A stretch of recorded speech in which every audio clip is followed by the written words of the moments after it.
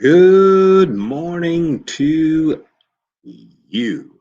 It must be 5 a.m. Eastern Standard Time here on the East Coast of the United States on a beautiful Wednesday in October. The last time we will see October 28th of 2020.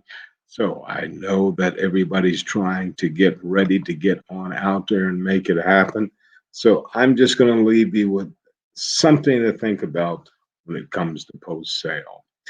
You see, motivation for spontaneous purchases, if we're in that realm of selling, it's nothing new. It's an old trick. It still works today.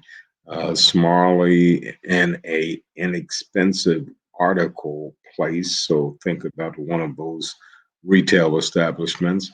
But a good example is at Checkpoint. Parents can tell you a thing or two about this. The line at the register is a little longer than usual. The candy in the checkout area is placed at children's eye level intentionally. And after a couple of seconds of their offspring's whining, that chocolate bar lands in the shopping cart. And maybe not the most refined marketing technique, but completely legal. The trick works in other things besides end caps or shopping. It's a way that we look at how we can take and move clients a certain way. Other examples would be reasonably priced accessories at the same counter of a fashion boutique, a newspaper and magazine checkout areas. Uh, the rule of all eye catchers at the counter: less than more. The lower the price, the higher the motivation to impulse buy. And your special offers are praised correctly, placed correctly on any part of that area. They're not going to be hard to find. Now, the crowd deliverables data, because the people in front of you have the little ones or themselves and they're checking and looking. So naturally, you're curious. So when you come behind them, you're going to do the same thing. And this is how that works because it's working on a pure numbers game. To keep customers on board, I would suggest another thing that you need to do for yourself is maybe a loyalty program. If you're in some type of sales where people are coming into your brick and mortar, or maybe you have something online, keep in mind the customer is king. Loyalty programs let the customer know that business is serious about them. Customers who keep returning are backbones of any store. A loyalty program kills two birds with one stone. It will keep your existing customers and it will give you an opportunity to acquire some new customers. Remember, recurring customers tend to spend more money than new customers. A program is therefore always worth it, even with higher discounts.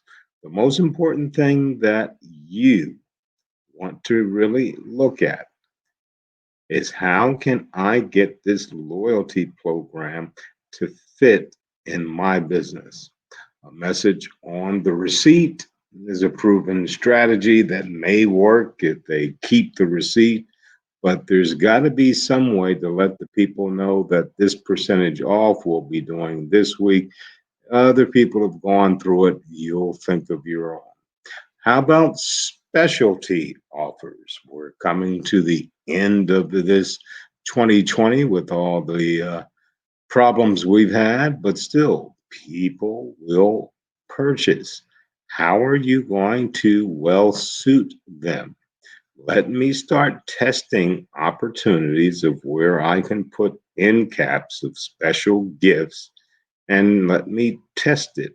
doing high traffic, low traffic areas and see if these are catchers or should these be things that we need to move and make a different whole stand for. The importance of the success of running any type of special programs is going to be the presentation. A special offer must stand out and draw customers' attention. Retailers have been doing this for years, some very successful. One even offered a blue light special, not to give the name away, but no matter where in the store, if you knew that blue light was on, you would just go to it like a magnet. How about gift cards? Gift cards have been extremely well, especially over the past 20 years. Many people feel that a gift card is equivalent to, or even sometimes better than, actually buying the gift yourself. This way, the individual who receives the cards, now they can tailor exactly what their needs are. And there's also other point of sale materials, campaigns, marketing. All I'm simply want to leave you with is this. If you have a brick and mortar, a small store, and you want to hold your clientele, but gather some new clientele, we must do some things traditionally that are basic that are going to give us some loyalty percentage off. We need to do something different with our new products that are there. And what's on your line when the people are lining up coming to the cash register? So I guess what I'm saying, 5 tips that I gave you, know that they work because it has worked in most times. But the big and most important thing in this type of sale is the optimal use point in there. And that's the kick or in the eye level, cap level. We're trying to get our best product or our specially moving product on the same line as that guest.